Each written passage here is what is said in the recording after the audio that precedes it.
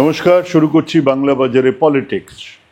সংসদের পুরনো মেজাজ ফিরিয়ে দিলেন অভিষেক বন্দ্যোপাধ্যায়। मौसम बदलने वाला है, कुर्सी की पेटी बांध लीजिए, শাহরুখ খানের ডায়লগ সংসদে বলছেন অভিষেক বন্দ্যোপাধ্যায়। হই হই সমর্থন বিরোধী আসন থেকে, আর সরকার পক্ষে তখন ইতনা সন্নাটা কিউ হ্যায় ভাই।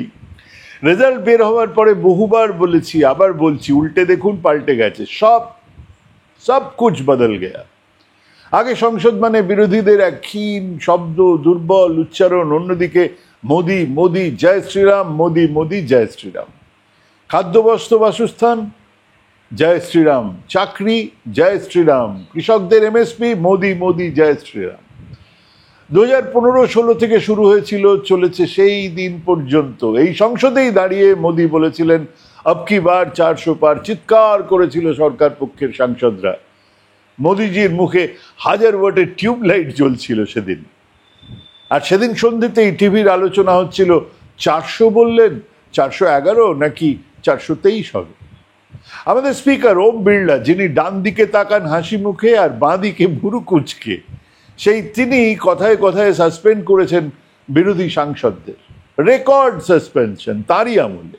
হ্যাঁ, 146 জন সাংসদকে সাসপেন্ড করে বিরোধী শূন্য অধিবেশন চালিয়েছেন তিনি। ওই ন্যায় সংহিতা ইত্যাদি সেভাবেই তো পাশ হয়ে গেছে। বিজেপি তো গণতন্ত্র মানে এক সংখ্যাগরিষ্ঠতা বোঝে। তাদের মাথাকে রিপাবলিক কথাটার মানে জিজ্ঞেস করলে আমি নিশ্চিত বলতে পারবেন না, কারণ ওসব তাদের সংস্কৃতিই নয়। সেই তিনি এখন বুঝতে পারছেন বদল গেয়া, সব কুছ বদল গেয়া। গতকাল অভিষেক বন্দ্যোপাধ্যায়ের ভাষণ দেখে সেটা আরো পরিষ্কার হলো। স্পিকার বলছেন তুরন্ত জবাব। স্পিকারের কাছে এবারে জবাব নেই। বাজেট বক্তৃতা প্রসঙ্গে অভিষেক উল্লেখ করছিলেন নোটবন্দির। এমনিতে যে কোনো অর্থনৈতিক আলোচনাতেই ওই আহাম্মকের মতো এক সিদ্ধান্তের প্রসঙ্গ তো এসেই যায়, কিন্তু প্রভুভক্ত ওম বিড়লা সঙ্গে সঙ্গে বললেন আপনি পুরনো কাসুন্দি টানবেন না, বাজেটের মধ্যেই বক্তব্যকে সীমাবদ্ধ রাখুন। হ্যাঁ, এটাই তিনি গত 10 বছর ধরে করে আসছেন, কিন্তু জামানা তো বদল গেয়া। সঙ্গে সঙ্গে অভিষেক বললেন প্রধানমন্ত্রী 60 বছর আগেকার জওহরলাল নেহেরুকে নিয়ে কথা বলবেন, স্বরাষ্ট্রমন্ত্রী 50 বছর আগের জরুরি অবস্থা নিয়ে কথা বলবেন, আর আমি নোটবন্দি নিয়ে কথা বলতে উঠলেই আপনি আমাকে আটকাবেন। জমে গেল তর্ক। আমাদের স্পিকার তখন মাও করেই যাচ্ছেন। ট্রেজারি বেঞ্চ থেকে মন্তব্য ভেসে এলো, কাগজ দেখে বক্তৃতা দিচ্ছেন কেন? বাপি বাড়ি যা, ব্যাট চালালেন অভিষেক। প্রধানমন্ত্রী তো টেলিপ্রম্পটার দেখে ভাষণ দেন, আমি তো কাগজ দেখে। ফাটাফাটি। এতদিনে সংসদে সেই বুনো ওল আর বাঘা তেঁতুলের ছবি সামনে। বিরোধীরা হাত তুলে বসে থাকবেন আর শাসক বিনা আলোচনায় বিরোধীদের সাসপেন্ড করে একের পর এক জরুরি বিল পাস করিয়ে নেবেন। এটাই তো ছিল গত 2 টার্মের লোকসভা, রাজ্যসভা। এবারেও সব চলবে না, এবারে উল্টো হচ্ছে। একা নরেন্দ্র মোদী সাংসদকে গড়ের মাঠ মনে করেই জনসভার বক্তৃতা দিয়ে চলে যেতেন। এবারে উল্টো ধারে বক্তার সংখ্যা আর বক্তব্যের মান অনেক অনেক ভালো, এবং বিরোধীদের তৈরিও হয়ে গেছে এক হাল্লা ব্রিগেড। ওপাশ থেকে চেল্লানো শুরু হলেই বিফিটিং জবাব। তাদের চেয়েও বেশি ডেসিবেলে চিৎকার করার ক্ষমতা এখন বিরোধীদের আছে। রাষ্ট্রপতির ভাষণের পরেই স্পিকার ওম বিড়লা এটা টের পেয়েছিলেন। সামনে রাহুল গান্ধী সাফ খিল্লি করছেন, আমাদের প্রধানমন্ত্রী বায়োলজিক্যাল নন। বিরোধী বেঞ্চ খ্যাঁখ্যা করে হাসছে। হৃদয়ে ব্যথা আমাদের স্পিকার সাহেবের। তিনি তাকালেন রাহুল গান্ধীর দিকে, অস্ফুট স্বরে কিছু কি বলার চেষ্টা করছিলেন, শোনা যায়নি, কারণ আবার একটা মিসাইল। না, একথা তো আমি বলিনি, একথা বলেছেন আমাদের প্রধানমন্ত্রী নিজেই। আবার খ্যাক খ্যাক, আবার ম্যাও ম্যাও। জামানা বদল গেয়া। অভিষেক তার ভাষণের মূল সুরটাকেই কিন্তু স্বাভাবিকভাবে বাংলার বঞ্চনা এই জায়গাটাতেই ধরে রেখেছিলেন, আর সেটা বলার মধ্যেই তিনি চ্যালেঞ্জ করলেন অর্থমন্ত্রী নির্মলা সীতারামনকে। 2011 পর থেকে মনরেগা গ্রামীণ আবাসন যোজনায় যদি একটা টাকাও দিয়ে থাকেন তাহলে একটা শ্বেতপত্র বার করুন। কাগজ তো মিথ্যে বলে না, মানুষ সবটা জানতে পারবে। ওই আমরা দিয়েছি, খরচ করেনি, আমরা দিয়েছি, চুরি করেছে বলে যে সানাইয়ের পোঁ ধরে বসে থাকেন আমাদের কাছের খোকাবাবু, এই শ্বেতপত্র বের হলে মানুষ সত্যিটা বুঝে নেবে, মানুষ সত্যিটা জেনে ফেলবে। তো স্বাভাবিক রে রে করে চিৎকার করলো তারা যাদের চোরের মায়ের বড় গলা। তো সঙ্গে সঙ্গে অভিষেক বললেন আমরা কাগজ দেখতে চাইছি, চিৎকার করছেন আর আপনারাই গোটা দেশের মানুষদের কাছে কাগজ দেখতে চাইছেন। কি খেললি কি খেললি।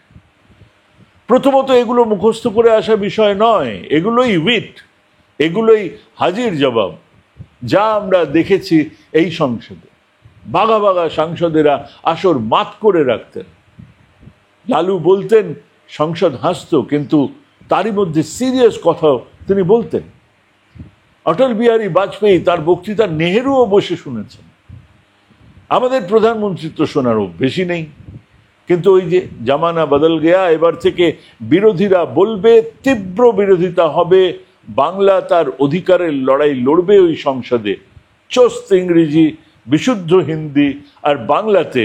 গতকাল তৃণমূলের 2 নম্বর নেতা সেই আক্রমণের বর্ষামুখ হয়ে সুরটা বেঁধে দিলেন। কিন্তু এও তো কলির সন্ধে, এরপরেও আছে বাজেট সেশন, সবে তো শুরু হলো। শেষ হলেই মাঠের লড়াই আবার সংসদ। ঘুম ছুটে যাবে তাদের যারা ভেবেছিল মোদি নামে পার পেয়ে যাবে। এবং এগুলোর সঙ্গে একটা কথা না বললেই নয়, এতদিন মনে হতো হিন্দু দেবদেবীর গ্লোবাল টেন্ডার বিজেপির হাতে।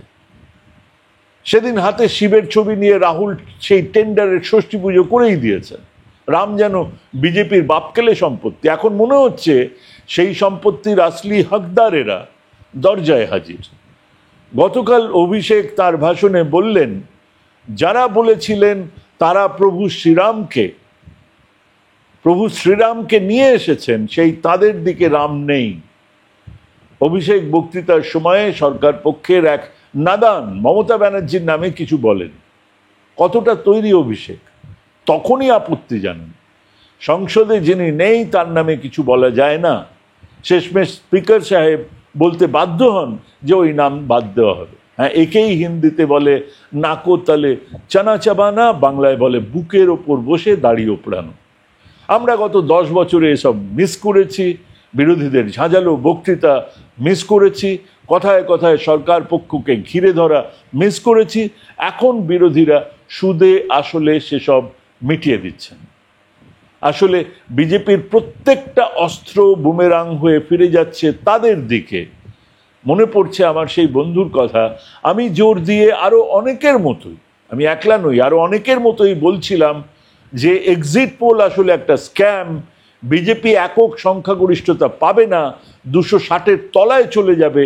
তখন আমার সেই বন্ধু বলেছিলেন, তাতে আর লাভ কি, সেই তো বিজেপিই সরকার তৈরি করবে। সেদিন আমার উত্তর ছিল, সে সরকার নিজের পেছন সামলাতেই ব্যস্ত থাকবে। সংসদের ভেতরে বাইরে প্রত্যেক জায়গাতে বিজেপিকে অপদস্থ হতে হবে। সেদিন এসব বলার সময়ও এতটা ভাবিনি। রাহুল, অখিলেশ, মহুয়া মিত্র এসব নাম তো ছিলই, কিন্তু অভিষেক ব্যানার্জি গতকাল সংসদের ভাষণ, তার ভাষণ বলে দিচ্ছে কপালে অনেক দুঃখ আছে এই ট্রেজারি বেঞ্চের। আজকে এই পর্যন্তই। আমাদের আবার এর পরের অনুষ্ঠান 7:30 নাগাদ বা 8টার মধ্যে আমরা আপলোড করব মতামত। আমরা সকালবেলায় একটা হেডলাইন দিচ্ছি, সকাল 8টার সময় সারাদিনের খবরের সকালবেলায় একটা ঝলক থাকছে। দুপুরবেলায় আমরা ইনি বলছেন উনি বলছেন বলে একটা কোটেশন প্রোগ্রাম চালু করেছি, সেটা আমরা করছি। কিছুদিন পরে 10টা থেকে আমরা 0 আওয়ার শুরু করব, একটা আলোচনা, একটা ইন্টারভিউ প্রোগ্রাম, সেটাও আমরা শুরু করব। আমরা যেটা করতে চাইছি তা হলো, যারা একটু অন্যভাবে খবর দেখতে চান তারা খবর এবং খবরের সঙ্গে বিনোদন, বেড়ানো, খাওয়া দাওয়া সব মিলিয়ে যত একটা জায়গায় এসে সমস্ত কিছু তারা দেখতে পান, তার একটা ব্যবস্থা আমরা করছি। তার জন্য আমরা চেষ্টা করছি, সঙ্গে থাকুন। আজকে এখানে শেষ করছি। নমস্কার।